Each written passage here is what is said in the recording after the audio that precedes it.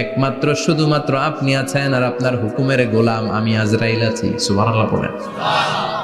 কি একটা সময় কাটবে, আল্লাহ আর মালাকুল মাউত ছাড়া কেউ থাকবে না। আল্লাহ বলবে সবাইকে মারলি, সবাই চলে গেল, সবার মরণ হলো, এবার তোর মরণ। এবার সবাইকে মারলি, এবার তুই একটু মর, তুই একটু মর। কি ভয়ঙ্কর কথা। তুই মর শুনে মালাকুল মাউত কাঁপতে শুরু করবে, খিচুনি উঠে যাবে মালাকুল মাউত। সে বলবে আল্লাহ সবাই রে মারলাম, আমি মরবো কেন?